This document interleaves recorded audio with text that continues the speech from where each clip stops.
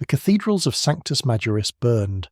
Once pristine spires of devotion now belched columns of ash into the bruised sky, their sacred geometries defiled by heretical sigils that seemed to writhe with malevolent purpose. The Wordbearer's Legion had come to this shrine world not to conquer, but to consecrate it new in the name of powers that hungered beyond the veil of reality. Dark Apostle Malachor Vex stood atop the steps of the desecrated Basilica Imperialis, his ceramite armour adorned with blasphemous script, watching as his warriors dragged screaming civilians toward the grand altar. Blood flowed in precise channels across the marble floor, forming intricate patterns that pulsed with unnatural light. The scripture of agony is nearly complete. He inned his lieutenants. Soon the veil will thin, and our patrons shall taste this world's suffering. Sister Superior Althea crawled through the rubble of what had once been the Western Sanctuary. Her white armour now stained crimson with the blood of her fallen sisters. A bolt round had shattered her Vox unit, and another had torn through her leg, leaving a trail of blood behind her. She alone had survived the initial assault on their convent, and had watched as the word-bearers systematically desecrated every holy site across the capital. Now, as night fell, she witnessed their dark ritual reaching its crescendo. "Emperor, forgive me," she whispered, loading her last bolt shell into her pistol. One shot remained, not enough to stop the heretics, but enough to deny them one last soul. She pressed the barrel against her temple. The ground trembled, not the familiar rumble of artillery or drop pods, but something deeper, as though the world itself shuddered in revulsion. The carefully inscribed blood channels across the basilica floor began to boil and hiss, the meticulously crafted sigils distorting as something unexpected interfered with the ritual. "Stabilize the conduit," Vex commanded, his voice rising with rare concern. "Something contests our offering." The tremors intensified. Sister Altha felt the heat before she saw its source. The blood channels had begun to smoke, then ignite with flames unlike any Promethean burn. These flames burned with an otherworldly orange glow that cast no shadows, consuming the unholy and following it back toward its source like a hunting predator. A thunderous crack split the air as reality fractured at the center of the basilica. The word-bearers raised their bolters, uncertain of what they had summoned. Vex alone smiled behind his skull helm, believing his patrons had answered with unexpected fervor. He was wrong. From the fracture emerged not the expected Daemon Prince, but a figure wreathed in the same strange fire that now consumed their ritual markings. A spectral rider, atop a machine that resembled an ancient Terran motorcycle, its wheels burning with flames that left scorched trails across the sacred marble.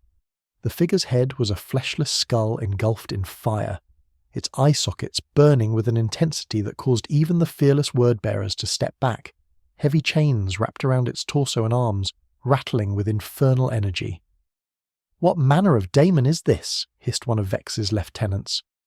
"Not daemon," Sister Althea whispered, lowering her pistol from her head as she watched the apparition. "Vengeance." The Ghost Rider surveyed the cathedral. Though his face was incapable of expression, the intensity of the flame surrounding his skull grew as he observed the slaughter around him. Heretics had paused in their dark work, civilians still bound and bleeding upon makeshift altars.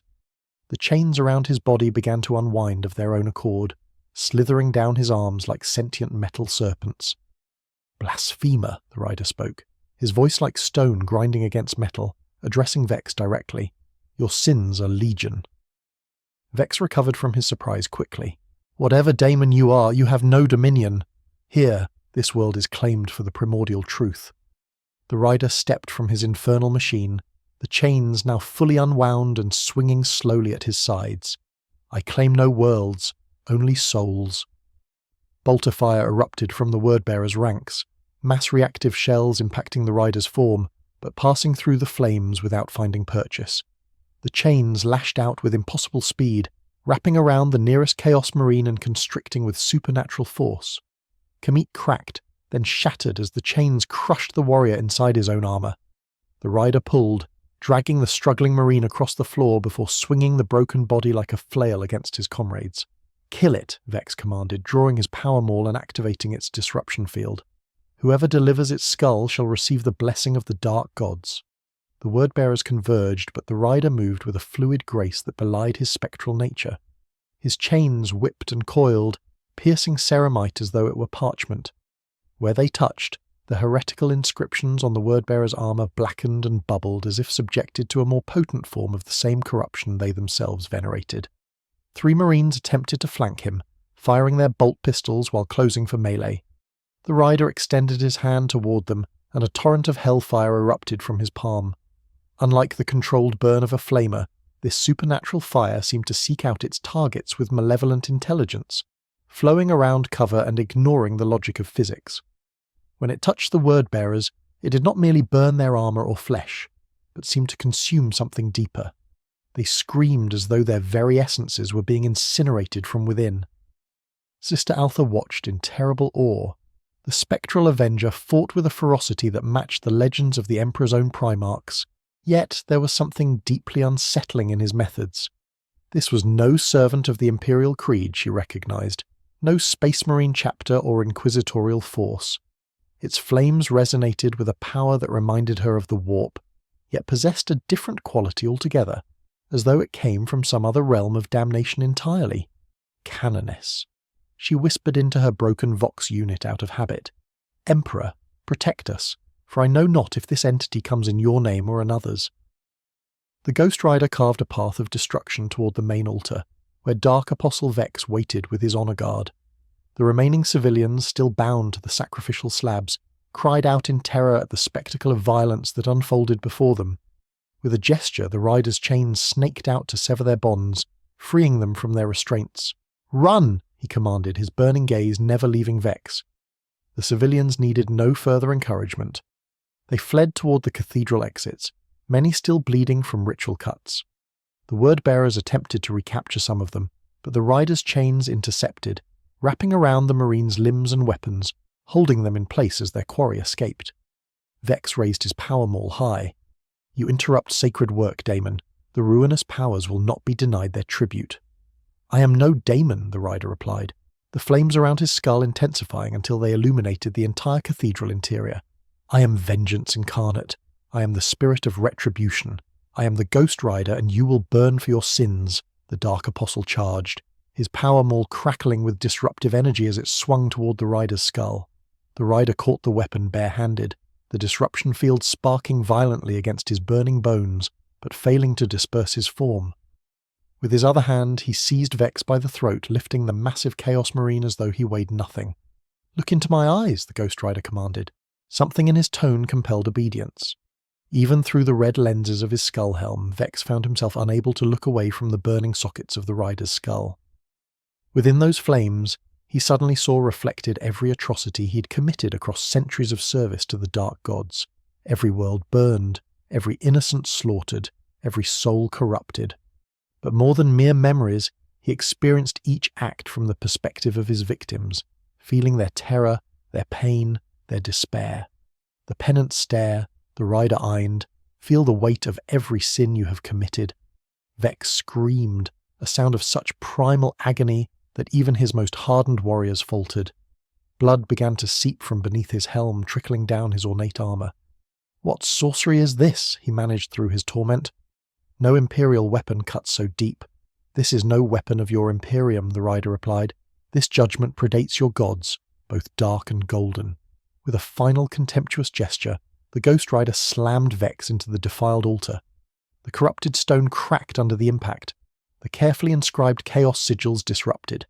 The remaining word-bearers, seeing their leader defeated, launched a desperate counterattack, but their bolter shells passed harmlessly through the rider's form, and those who came close enough to strike with blade or fist found themselves wrapped in burning chains or consumed by hellfire.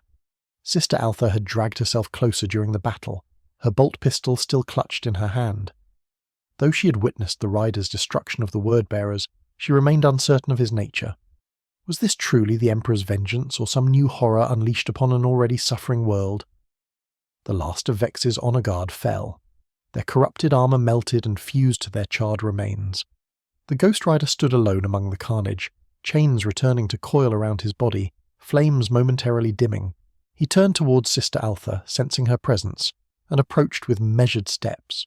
She raised her bolt pistol with a trembling hand. "In the Emperor's name, identify yourself." "Apparition." The rider stopped, regarding her with his burning gaze. "I have many names across many realms. Spirit of vengeance, angel of judgment, ghost rider. Are you a servant of the Emperor?" she asked, her voice barely above a whisper. "I serve justice," he replied. "Nothing more, nothing less." Before Sister Altha could respond, the cathedral doors burst open. A squad of battle sisters stormed in, bolters at the ready, led by a towering figure in ornate power armour. Canoness Seraphine of the Order of the Argent Shroud surveyed the scene with a practised eye, taking in the dead word-bearers, the defiled altar, the wounded Sister Superior, and the burning skeletal figure standing over her. "Form firing line," the Canoness commanded. "Unknown entity. Remain still, or be purged." The Ghost Rider turned to face the new arrivals, his chains shifting restlessly. Sister Altha raised a bloodied hand. "Wait, Canoness. This being," he fought the word-bearers. "He saved the captives." "Canoness." Seraphine approached cautiously, her ornate power sword drawn but held low. "What manner of creature are you that bears the aspect of both death and flame?" "I am judgment for the wicked," the writer answered. "A punishment shaped for those who spill innocent blood." The Canoness narrowed her eyes. "Such judgment is the Emperor's alone to dispense through his faithful servants." "Your Emperor has no monopoly on vengeance," the rider replied. "Some sins cry out for retribution across dimensions." A tense silence fell over the ruined cathedral. The battle sisters maintained their aim on the rider, but made no move to attack. Finally, Canoness Seraphine spoke again. "You stand in the midst of a war larger than you can comprehend, Spirit. This world has been claimed by traitors who serve powers that would consume reality itself. If you truly seek to punish the wicked, there is no shortage of targets." The Ghost Rider's flaming skull tilted slightly as though considering I sense them. "The corruption spreads beyond this cathedral, beyond this city. The entire world burns, creature," Seraphine confirmed, "and we lack the numbers to save it." The rider walked past the Canoness toward the shattered cathedral doors, his burning gaze fixed on the horizon where fires raged across the cityscape. "Then the guilty will know fear this night." With a gesture, his Hellfire motorcycle manifested beside him. He mounted the supernatural machine, which roared with a sound like the screams of the damned. "Gather your wounded, protect the innocent. I will return." Before Seraphine could respond, the Ghost Rider accelerated away, leaving a trail of supernatural fire in his wake. The flames did not spread or consume, but lingered, illuminating the darkened streets with their otherworldly glow. "Canoness?" one of the sisters asked. "What was that entity? A demon? A living saint?" Seraphine watched the fading trail of fire with troubled eyes. "I know not, sister, but in these dark times the Emperor sends us strange allies indeed." Across the burning city of Sanctus Majoris, word-bearers continued their dark work. At each desecrated shrine and temple, they performed blasphemous rituals, sacrificing captives and inscribing corrupt sigils to weaken the barrier between real space and the warp. They worked with methodical precision, following patterns laid down by their Primarch millennia ago. At the Grand Cathedral of the Emperor's Light, a massive ritual neared completion. Dark Apostle Garax, supervised as cultists and corrupted PDF troopers, herded hundreds of civilians into a vast 8-pointed star inscribed on the floor in blood and molten gold. Possessed Marines guarded the perimeter, their flesh bulging and shifting with the demons that inhabited their bodies. "The hour approaches," Gax intoned to his acolytes. "When all ritual sites are aligned, the veil shall part, and the lords of the warp will walk among us." A distant roar echoed through the night, growing steadily louder. The word-bearers at the cathedral entrance raised their weapons, peering into the darkness. A streak of orange fire raced toward them, moving faster than any ground vehicle should be capable of. The Ghost Rider hit their lines like a meteor, his Hellfire motorcycle smashing through the first rank of traitor Marines. Chains lashed out in all directions as he rode, impaling possessed warriors and dragging them behind him in a macabre parade of broken ceramite and corrupted flesh. The demons within screamed in a register distinct from their hosts, as though the rider's fire affected them on a level beyond physical. Garax recognized the threat immediately. Focus fire. Banish this interloper back to whatever realm spawned it. Heavy bolters opened up, their mass-reactive shells tracing bright lines through the darkness. The Ghost Rider weaved between the streams of fire with supernatural precision, his motorcycle defying the laws of physics as it rode vertically up cathedral walls and across impossible angles. Where bolter shells did connect, they passed through his spectral form without effect. The rider leapt from his vehicle while it was still in motion, the motorcycle continuing on to smash through another group of word-bearers. His chains whipped out, wrapping around a heavy bolter emplacement and its crew, crushing both weapon and wielders in a single violent contraction. Another chain seized a possessed marine and pulled him close. "Your passenger fears me," the rider growled, staring into the mutating face of the possessed. "It knows what awaits." The demon within the marine shrieked in a language older than mankind as the Ghost Rider placed his hand on the corrupted Astarte's chest. Hellfire spread from the point of contact, consuming the host body from within. But unlike the quick death of the other word-bearers, this fire seemed to reach beyond the physical, grasping at the daemon itself. The possessed convulsed as its material form burned away, revealing momentarily the warp entity that had inhabited it. The creature, a writhing mass of limbs and faces, tried to escape back to the immaterium as its anchor burned, but the rider's flames followed it, pulling it back. "No escape," the Ghost Rider declared. "Your sins follow you across dimensions." The demon wailed as the hellfire consumed it utterly, leaving nothing but scorched ceramite and ash where the possessed marine had stood. The other demons inhabiting word-bearers felt their companions' true death and recoiled, some abandoning their hosts rather than face a similar fate. Garrux watched with growing concern as his forces were decimated by this unexpected threat. The ritual was too far along to abandon, but required time to complete. He activated his Vox, all reserves to the cathedral. The entity must be contained. The Ghost Rider turned his burning gaze toward the Dark Apostle, sensing the weight of sins that hung around him like a miasma. But the way was blocked by waves of cultists and corrupted soldiers, throwing themselves into his path with fanatical devotion. Though they posed no threat to him individually, their numbers slowed his advance, each soul he judged, requiring a moment of his attention. Outside the cathedral, Imperial resistance had found new purpose. Word of the burning Avenger spread through Vox channels and desperate messenger runners. The remaining Sisters of Battle, led by Canoness Seraphine, coordinated with PDF remnants and civilian militia, striking at word-bearer positions that had suddenly found themselves under attack from the mysterious rider. "The Emperor has sent us a sign," Seraphine declared to her gathered forces. "While the enemy's attention is divided, we shall strike back against the dessoilers of our world." Sister Altha, her wounds hastily treated with field dressings, refused to be left behind. "Canoness the entity. Do you truly believe it serves the Emperor's will?" Seraphine's expression was grim beneath her helmet. "The Emperor works through many instruments, sister, some more unexpected than others. What matters is that it fights against those who would destroy this world." Inside the Grand Cathedral, the Ghost Rider had carved a path through the word-bearer's outer defences, leaving broken bodies and purified demons in his wake. The chains that had once bound him now served as weapons of righteous destruction, piercing ceramite and flesh with equal ease. His hellfire burned those judged guilty, sparing those few cultists who had been coerced or deceived into service, rather than willing participants in atrocity. Garrux stood at the centre of the ritual circle, a massive tome of forbidden knowledge held open in his hands. He chanted in a language that predated humanity, each syllable causing the air to distort and the blood sigils on the floor to pulse with unholy light. Around him, the sacrificial victims cried out in pain as their vital essence was slowly drawn into the ritual. "Come forth," the Dark Apostle enedoned. "The threshold is prepared, the sacrifice offered, the way opened." The Ghost Rider approached the edge of the ritual circle, his flames casting long shadows across the cathedral floor. "Release them," he commanded. Garrux smiled behind his skull-faced helm. "You're too late, creature. The ritual is complete. My lord answers my call." The centre of the ritual circle tore open, reality peeling back like burned skin to reveal the rowing madness of the warp beyond.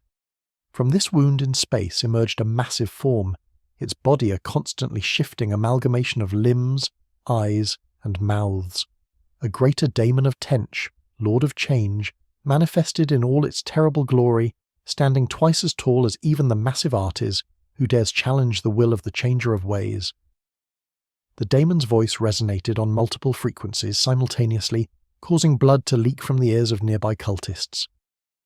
The Ghost Rider faced the greater daemon without fear, his chains writhing in anticipation. Your kind has no dominion in my presence. The Lord of Change laughed, a sound like breaking glass and tearing flesh.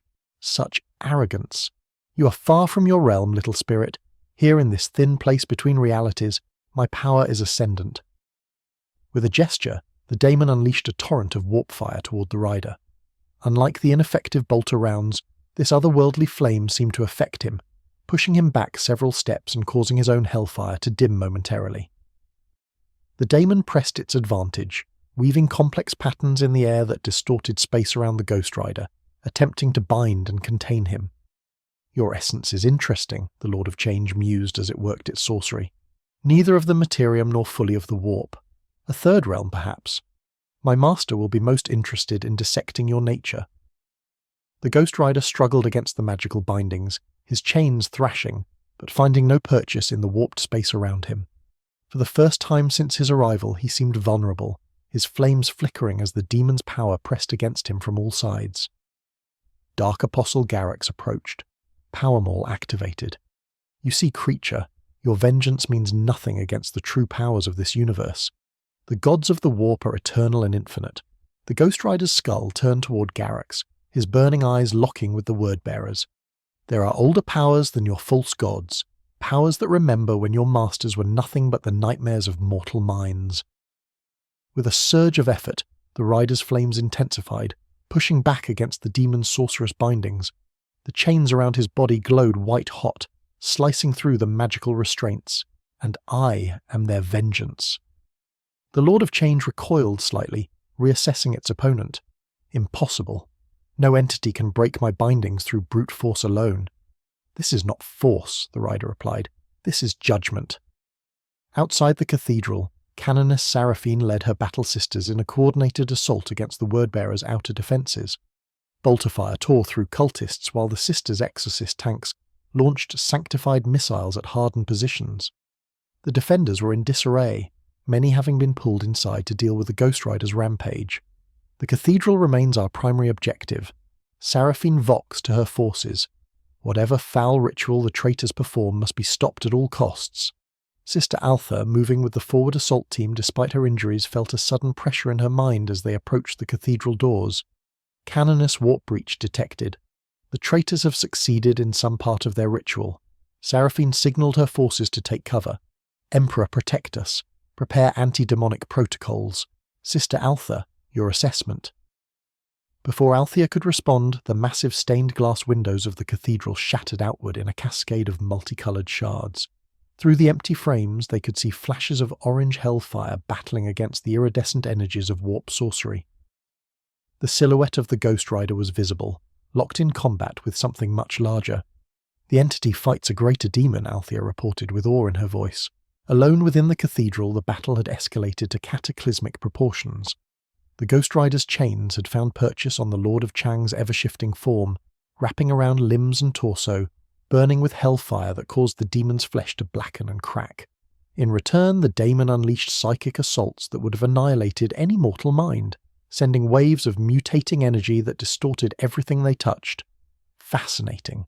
The daemon hissed through multiple mouths as it struggled. Your fire, it burns at the essence, not merely the form. Few weapons in this realm can truly harm my kind. The Ghost Rider pulled on his chains, dragging the massive daemon closer. Your kind has always feared righteous fire. Dark Apostle Garrix and his remaining word-bearers had formed a perimeter around the combat, firing their bolters at the rider when opportunity presented itself. Though most shots risked hitting their demonic ally, Garrix himself prepared a secondary ritual, hastily inscribing sigils on the floor in his own blood.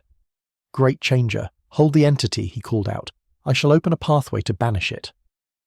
The Lord of Change laughed bitterly as it grappled with the rider's chains. Fool, this is no ordinary spirit to be dismissed with your primitive sorcery. It exists outside the patterns I have mapped across 1,000 worlds. The Ghost Rider's Hellfire motorcycle manifested beside him, circling the combatants like a predator seeking an opening. With a thought, he commanded it to attack, the burning machine smashing into the demon's side with supernatural force. The Lord of Change staggered, momentarily distracted, giving the rider the opportunity to pull himself closer using his chains. "Look into my eyes," the Ghost Rider commanded, his burning sockets inches from the demon's constantly shifting face.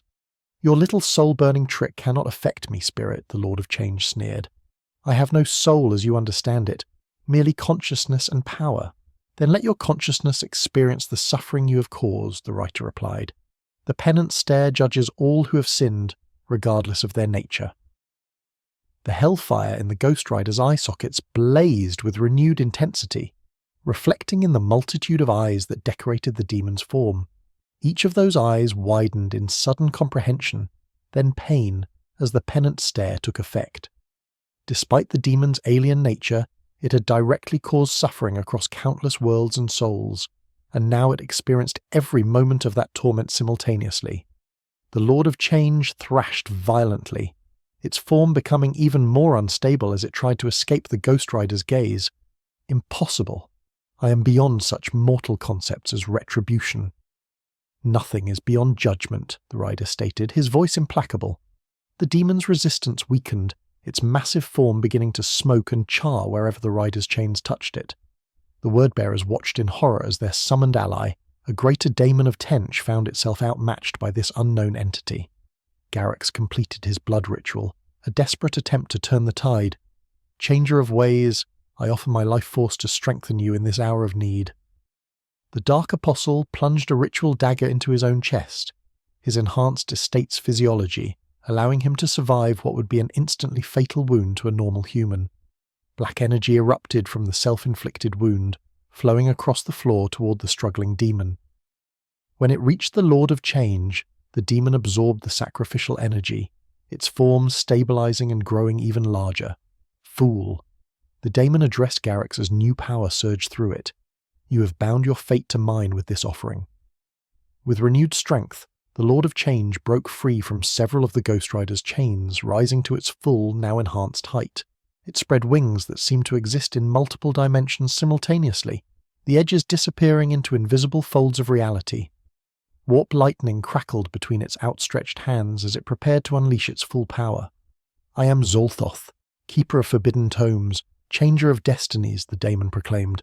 "Your judgment means nothing to one who has rewritten the fates of entire civilizations." The Ghost Rider stood his ground as the demon's power built to a crescendo. "Your titles are meaningless, your power temporary, your judgment eternal." Outside the cathedral, Canoness Seraphine had led her forces through the shattered doors, securing the perimeter as they witnessed the titanic battle taking place at the center. The surviving civilians who had been part of the ritual lay scattered across the floor, many dead or dying, others crawling away from the conflicting energies that threatened to tear reality apart around them. "Evacuate the survivors," Seraphine ordered. "Purge any traitors who attempt to flee." Sister Altha approached the Canoness, her bolter trained on the battling entities, but knowing it would have little effect on either combatant. "The warp breach remains unstable. Canoness, even if the entity defeats the daemon, the damage to the veil may be permanent." Seraphine's face was grim beneath her helm. "Then we must be prepared for the worst. Sister, have the exorcist target the cathedral itself if the breach cannot be contained."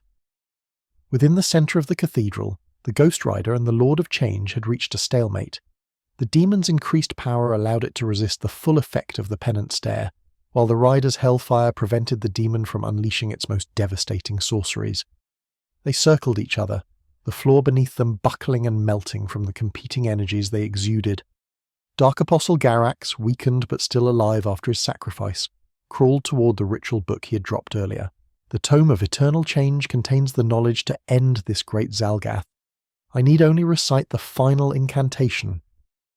The Ghost Rider's burning gaze fell upon the wounded word-bearer. With a gesture, he directed his Hellfire motorcycle to intercept the supernatural machine roaring across the cathedral floor and smashing into Garrix before he could reach the tome. The impact sent the Dark Apostle flying into a stone pillar with bone-shattering force. "Your servant falls, Daemon," the rider stated, "as will you." Jugthoth's laughter echoed with maddening harmonics. "One pawn's failure means nothing. The great game continues regardless. Even now my presence thins the veil. Soon more of my kind will cross over, whether I survive or not." The Ghost Rider sensed the truth in the daemon's words. The ritual, though interrupted, had created a weakness in reality that was slowly expanding. His hellfire could harm the daemon, but could not repair the damage to the veil between dimensions. A new voice called out across the cathedral. Entity of flame. The breach must be closed or all is lost. Canoness. Seraphine stood at the edge of the combat zone, an ornate staff of office in her hands that glowed with golden light. The sisters maintain ancient rites for sealing warp breaches, but we need time and proximity. Can you contain the demon? The Ghost Rider nodded once, his chains whipping out with renewed purpose. The beast is mine. Do what you must, Xathoth shrieked in outrage. Interfering mortals, your emperor cannot save you here. The daemon unleashed a wave of mutagenic energy towards Seraphine, but the Ghost Rider interposed himself, his hellfire forming a barrier that the warp energy could not penetrate. His chains lashed out, wrapping around the Lord of Change's limbs and throat, constricting with supernatural force. Begin your ritual, warrior of faith, the rider called to Seraphine. The daemon will not interrupt. The Canoncess wasted no time signalling to her sisters, who formed a circle around the warp breach. They planted sacred icons into the cathedral floor, each bearing the symbol of the imperial Aquila, and began to chant in perfect unison. The icons glowed with increasing intensity as their prayers continued, golden light pushing back against the sickly iridescence of the warped tear. Sister Altha joined the ritual circle despite her injuries, her voice adding to the growing chorus. Though she had initially distrusted the flaming entity, she now understood that they fought for the same purpose, if perhaps for different reasons. The Ghost Rider tightened his chains around the struggling daemon, hellfire running along the links to burn the creature's ever-changing flesh. Zalgoth fought with desperate ferocity, recognizing that the combined efforts of the rider and the sisters threatened not just its manifestation, but its very connection to the material realm. You understand nothing of what you face, the daemon hissed through multiple mouths. I am but one fragment of a power older than your species. Banish this form and another shall take its place. Then I will hunt each fragment, the rider responded, pulling the daemon closer to his burning skull across dimensions if necessary. The sisters' chant reached a crescendo, their circle of golden light contracting around the warp breach. The tear in reality began to shrink, its edges knitting together as the sacred words and icons forced the immaterium back. Xathoth felt its connection to the warp weakening, its enhanced power fading as Garrix's sacrifice was consumed by the strain of maintaining its physical form. No, the daemon roared, I will not be denied. In a final, desperate act, the Lord of Change gathered what remained of its power and directed it not at the Ghost Rider or the sisters, but at the weakened Dark Apostle Garrix. The Word-Bearer's body suddenly convulsed, then began to expand grotesquely as the demon attempted to possess him, seeking a new anchor in the material world. As its primary form failed, the Ghost Rider recognized the demon's strategy immediately. His chains released the fading primary form and lashed toward Garrix's transforming body. Your escape is denied, daemon. Canoness Seraphine saw the danger as well. Sisters, concentrate the Emperor's light on the traitor. The daemon seeks a new vessel. The ritual circle maintained its focus on sealing the warp breach, but several sisters redirected their holy icons toward the convulsing word-bearer. Golden light bathed Garrix's mutating form, fighting against the demonic possession that threatened to take hold. The Ghost Rider reached the struggling Astartes first, placing a burning hand on Garrix's chest. Two souls now occupy this flesh, both guilty, both damned. He unleashed the pennant stare directly into Garrix's eyes as they shifted between human and demonic. The Dark Apostle and the fragment of Zoltoth trying to possess him both screamed in unified agony as centuries of inflicted suffering reflected back upon them. The Word-Bearer's enhanced physiology, already weakened by his earlier sacrifice, could not withstand the dual assault of the pennant stare and the sister's holy light. Ceramite armor cracked and split as the body within combusted, consumed by hellfire from within and purifying light from without. The main form of Xathoth roared in defeat as its last attempt at maintaining a foothold in reality failed. The sisters' ritual reached completion, the warp breach contracting until it sealed with a thunderous concussion that shook the cathedral to its foundations. Cut off from the immaterium and weakened by the Ghost Rider's relentless assault, the greater daemon's physical form began to dissolve, reality reasserting its laws upon the unnatural visitor. This banishment is temporary, spirit of vengeance. The demon's voice faded as its body unravelled. We shall meet again across the infinite cycle of existence, and I shall be waiting, the Ghost Rider replied, his chains returning to coil around his burning form. As the last traces of the daemon vanished, an unnatural silence fell over the cathedral. The Sisters of Battle maintained their positions, bolters trained on the rider, but making no hostile move, the Ghost Rider stood motionless among the carnage, his hellfire dimming slightly as the immediate threat passed. Canoness Seraphine approached cautiously, her power sword still activated, but held at her side rather than at the ready. The daemon is banished and the breach sealed. Entity of flame, you have aided the Imperium this day, whether that was your intention or not. The Ghost Rider turned his burning skull toward her. I came for vengeance, not allegiance. Yet you fought alongside the Emperor's faithful against his enemies, Seraphine observed. In war, intent matters less than action. Sister Altha limped forward to stand beside her canine assess. The civilians who survived the ritual. He saved them before engaging the word-bearers. The rider's chains shifted restlessly. The innocent are not my concern. The guilty are my purpose. Seraphine studied the burning skull that served as his face, searching for some indication of his true nature. What are you truly? No demon would protect the faithful. No machine spirit burns with such purpose. Are you some manifestation of the Emperor's will unknown to his church? I am vengeance incarnate, the Ghost Rider stated, a spirit of retribution bound to punish the wicked. Your Imperium, your Emperor, your wars, these are not my domain. I follow the scent of sin across dimensions. Before Seraphine could respond, Sister Altha's Vox unit crackled to life. Canoness. Urgent communication from orbit. The Wordbearer's fleet engages our remaining naval assets. Planetary bombardment has begun in the southern hemisphere. The Ghost Rider's head tilted toward the ceiling as though he could sense the battle raging beyond the atmosphere. The corruption is not contained to this world alone. The guilty flee toward the stars. The traitor fleet outguns our defensive capabilities, Seraphine acknowledged grimly. We have won this cathedral, perhaps this city, but the planet remains in peril. The Ghost Rider walked toward the cathedral's shattered doors, his burning motorcycle materializing beside him. Then the hunt continues. Wait, Seraphine called after him. How do you intend to reach orbit?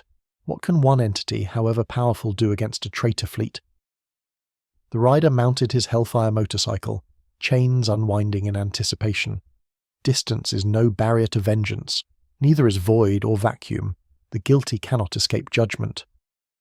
With those words, he accelerated away, leaving a trail of otherworldly fire through the ruined streets of Sanctus Majoris.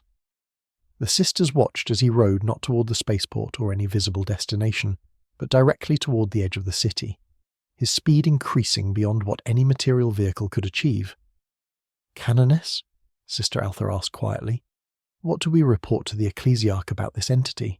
It claimed no allegiance to the Emperor, yet fought against his enemies. Seraphine watched the fading trail of fire with troubled eyes. We report the truth, sister, that in our darkest hour when all seemed lost, the Emperor sent fire from the heavens to punish the wicked. Whether the entity acknowledges its purpose or not is irrelevant. In orbit above Sanctus Majoris, the Word-Bearer's fleet had formed a blockade, preventing Imperial reinforcements from reaching the besieged shrine world. Their capital ship, the Harbinger of Revelation, served as the command center for the entire invasion force.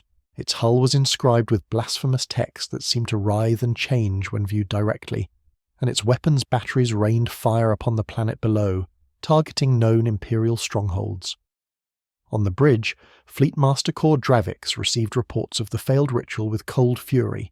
Dark Apostle Garrix destroyed, the daemon banished. Explain this failure, Lieutenant. The word-bearer officer knelt before his master, head bowed, an unknown entity, my lord, wreathed in flame, riding a machine of fire. It disrupted the ritual and aided the Imperial forces in banishing Lord Zoltoth back to the warp. Dravix's armoured hand closed around the officer's throat, lifting him effortlessly. You expect me to believe that a single entity defeated a greater daemon of Tench and an entire dame company of word-bearers? The survivors confirm it, Lord. The officer gasped through his constricted airway. The Sisters of Battle were present, but it was this burning avenger that turned the tide. Dravix released his grip, allowing the officer to collapse to the deck, prepare a full assault. If the ground forces cannot secure the ritual sites, then we shall scour this world clean and start anew on another. My lord, another officer called from his monitoring station. Unusual energy signature detected, approaching from the planet's surface at impossible velocity. Dravik strode to the view screen, watching as sensors tracked an anomalous reading rising from Sanctus Majoris. Nothing can achieve escape velocity without launch systems. What trickery is this? The sensor officer shook his helmeted head in confusion. The reading matches no known Imperial technology. Lord, it registers as both material and immaterial simultaneously, and it appears to be on fire. Outside the armoured hull of the Harbinger of Revelation, void shields flared as something impacted them with tremendous force. Alarms bled across the bridge as the senior tech priest approached Dravix. My lord, Void Shield 3 has collapsed. The remaining shields report strain patterns consistent with physical intrusion rather than weapons fire. Impossible, Dravik senelled. Nothing can penetrate void shields physically. They are fields of force, not material barriers. Another impact rocked the massive vessel, causing lights to flicker momentarily. The ship's Vox system crackled with static before a voice emerged, sounding like stone grinding against metal. Your sins have weight even in the void. There is no escape from vengeance. Dravix recognized the voice from the reports of the cathedral battle. The entity follows us into space. How? All decks full alert, he commanded. Intruder protocols engaged. Find this creature and destroy it. Throughout the labyrinthine corridors of the Harbinger, word-bearers mobilized to hunt down the intruder. Heavy weapons teams established choke points at key junctions, while possessed Marines used their warp-touch senses to search for anomalous presence. In the lower engineering decks, the Ghost Rider materialized, his hellfire burning just as fiercely in the oxygen-starved environment as it had in the cathedral. His burning motorcycle carried him through the narrow corridors at impossible speeds, chains lashing out to tear through any word-bearers that crossed his path. Ship sensors tracked his movement, but weapon systems designed to target other vessels or conventional boarding parties struggled to lock onto his supernatural form. Where bullets and energy weapons had failed on the planet's surface, the confined spaces of the ship proved no more effective at stopping his advance. The rider navigated unerringly toward the bridge, drawn by the concentration of guilt and corruption that emanated from the ship's command center. Word-bearers thrown into his path died, or worse, their souls judged and found wanting by his merciless gaze. Those who had directly participated in the atrocities on the surface he subjected to the penance stare, leaving them alive but hollowed out, their minds shattered by the weight of their own sins. On the bridge, Dravix watched the entity's inexorable approach through internal monitoring systems, seal all access to the command deck, prepare for close quarters, combat. The Ghost Rider reached the armoured doors that protected the bridge, placing a burning hand against the adamantium surface. The metal began to glow, then melt, supernatural fire burning through material designed to withstand bombardment from capital ships. Our weapons cannot stop it, one of the officers reported. Fear evident in his voice despite his transhuman nature. It moves through solid matter when conventional attacks are directed at it. Dravix drew his power sword, its edge crackling with disruptive energy. If it can physically affect our ship, then it can be physically affected in return. Prepare to engage at close quarters. The reinforced doors collapsed inward, molten metal splashing across the deck plates. Through the superheated breach strode the Ghost Rider, chains writhing around him like serpents eager to strike. His burning skull surveyed the bridge crew, each word-bearer feeling the weight of judgment as his gaze passed over them. Fleetmaster Kor Dravix. The rider's voice resonated through the bridge. Architect of genocide, despoiler of worlds, your sins cry out for retribution. Dravix raised his power sword in challenge. I know not what manner of warp spawn you are, creature, but you face a chosen warrior of the primordial truth. My gods protect me from your petty judgments. Your gods have abandoned you to my justice, the rider replied, as they abandon all who serve them in the end. The word-bearer commander charged, his enhanced speed carrying him across the bridge in a blur of motion. His power sword struck at the Ghost Rider's skull with force that could have decapitated a space marine, but the disruptive field sputtered and died as it contacted the supernatural flames. The rider caught Dravix's wrist, holding the massive Artis Immo despite the transhuman strength behind the attack. Your weapons mean nothing. Your armor means nothing. Your faith means nothing. Only your guilt has substance here. Chains snaked around Dravix's limbs, constricting with inexorable pressure until his armor began to buckle and crack.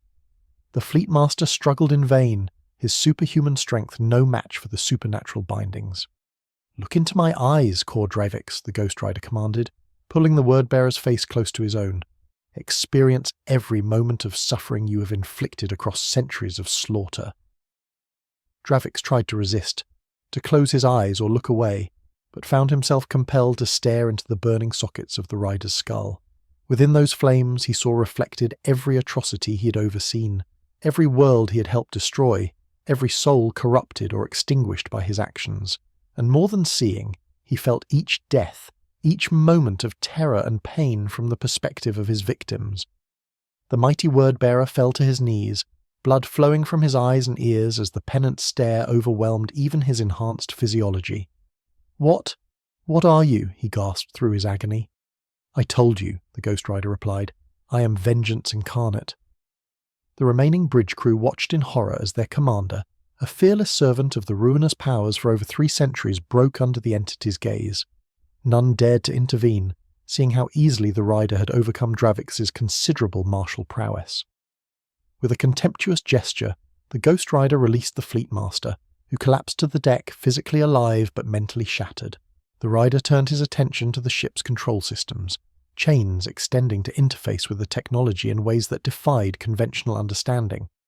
"This vessel will no longer threaten the innocent," he declared.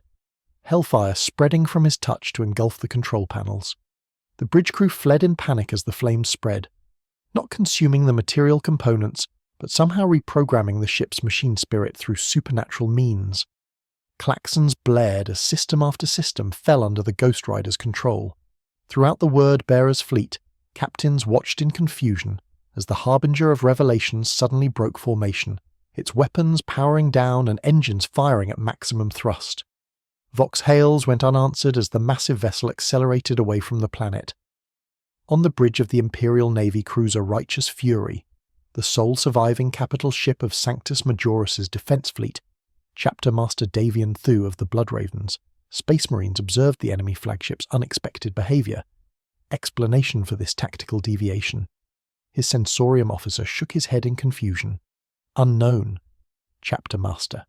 The enemy vessel has ceased all offensive operations and appears to be on a heading out of the system. Their formation has been disrupted. Thou's expression remained impassive behind his helm. The Emperor provides opportunities to those vigilant enough to seize them. All batteries concentrate fire on the disorganized elements of the heretic fleet.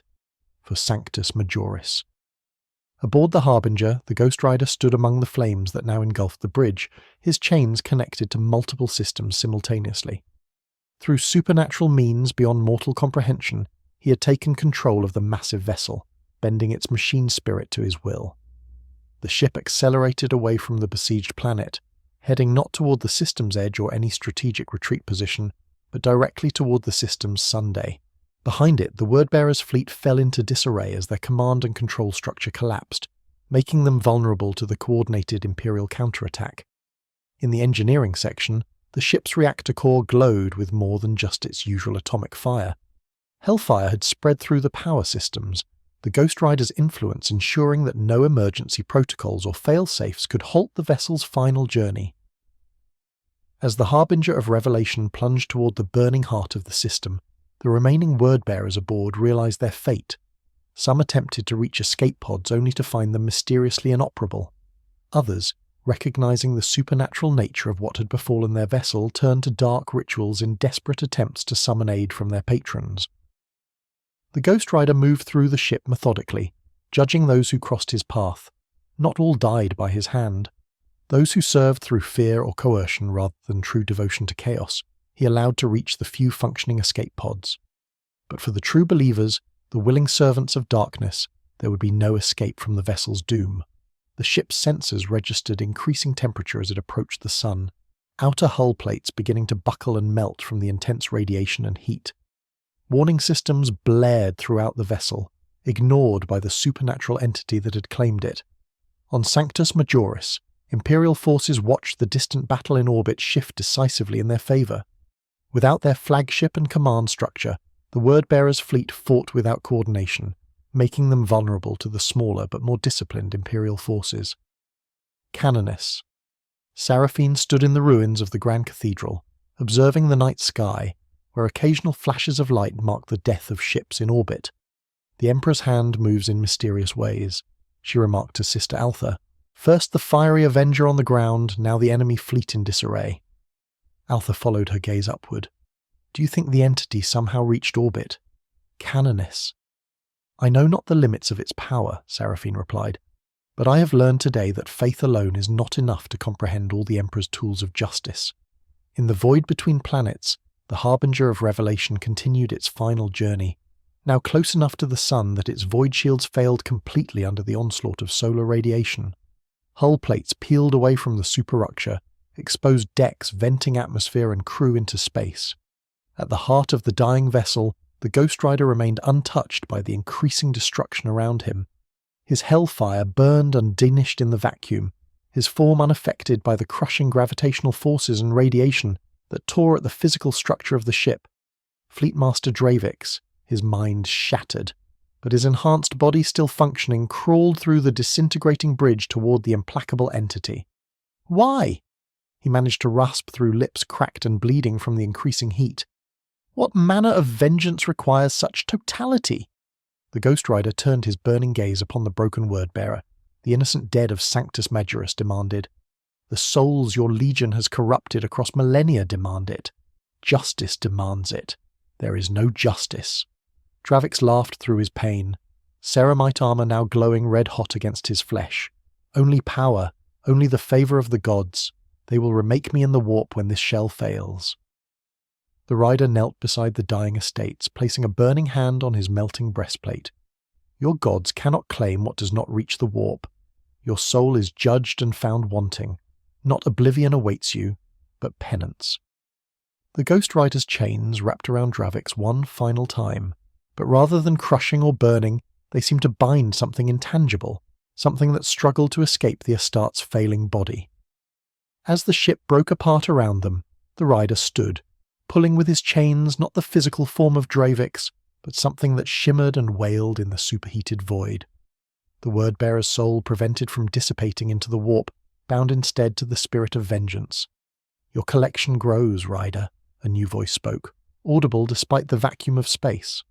A figure materialized beside the Ghost Rider, resembling a mortal man in appearance, but radiating an aura of power that rivaled the nearby Sunday. His features were perfect in their symmetry, his armor ornate beyond mortal craftsmanship, his wings spread wide despite the confined space. So many souls, so much power, yet you remain a mere servant. The Ghost Rider showed no surprise at the newcomer's appearance. Mephiston, your presence is neither requested nor required. The angelic being smiled, the expression beautiful yet terrible to behold. I go where I please, Ghost Rider. This dimension, our own. The boundaries grow thin where you tread. The dying ship continued its plunge toward the Com's sun's corona. The few remaining solid structures now little more than slag held together by the vessel's reinforced skeleton.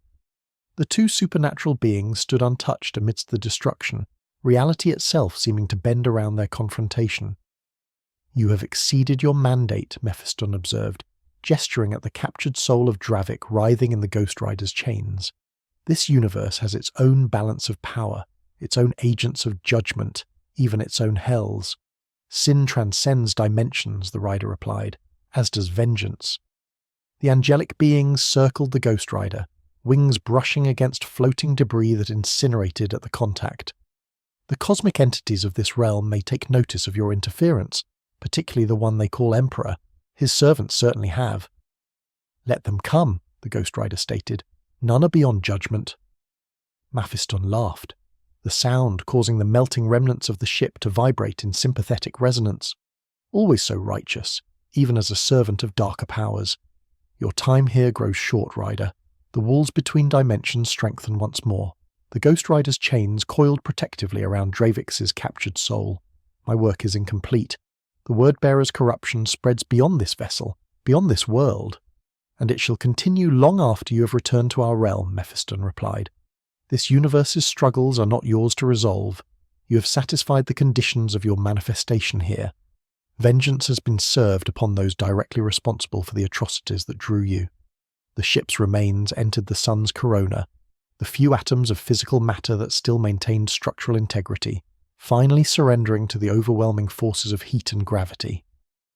The Ghost Rider and his unwelcome companion remained, suspended in the stellar inferno, untouched by forces that would have annihilated even the most resilient entities of the materium. The innocent have been avenged, the Ghost Rider acknowledged. For now, come then, Mephistan extended a perfect hand. Our realm has need of its spirit of vengeance. Other sins call for judgment.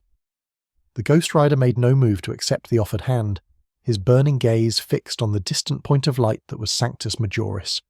The mortal woman, the warrior of faith. She believes I serve her emperor. Faith often sees what it wishes to see, Mephistan replied with a smile that held no warmth. Let her keep her belief. It will comfort her in the darkness to come. The Ghost Rider nodded once, chains wrapping tighter around his form, and the captured soul of Dravix. When sin calls again from this dimension, I shall answer. Of that I have no doubt, Mephistan sighed.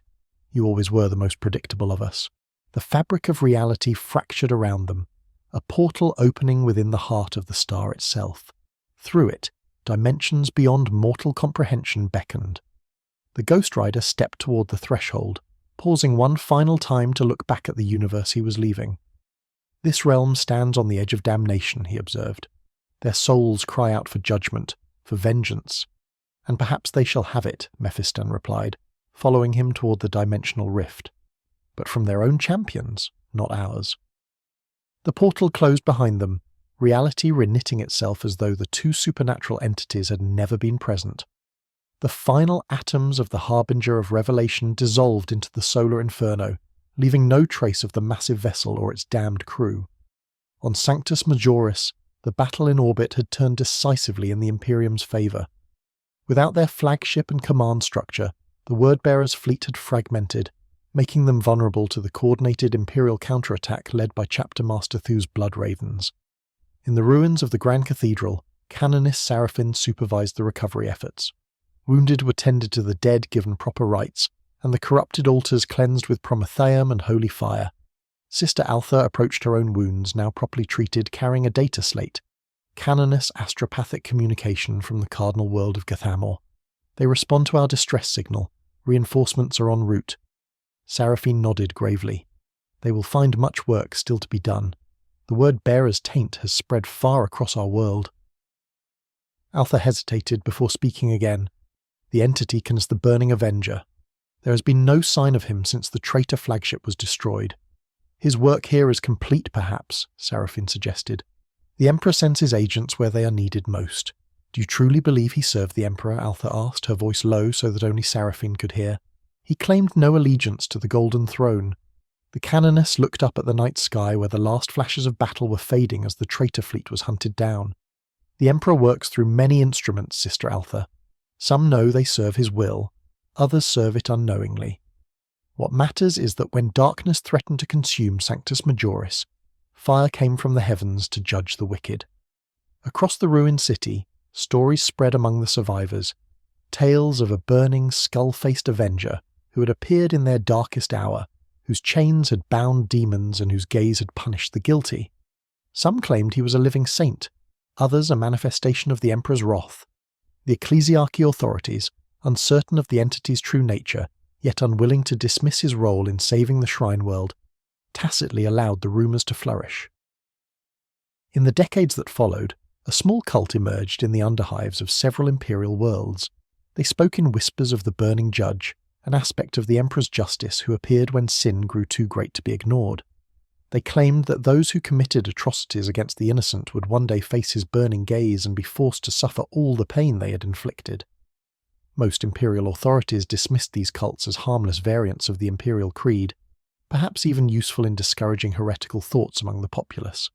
The Inquisition, however, kept careful watch, troubled by the descriptions that seemed to match no known imperial agent or living saint. For in the grim darkness of the far future, vengeance comes in many forms, and some fires burn across dimensions, ready to ignite whenever sin grows too abundant. The Ghost Rider had departed, but the weight of sin in the galaxy would ensure he would someday return. for vengeance, like the warp itself, is eternal, is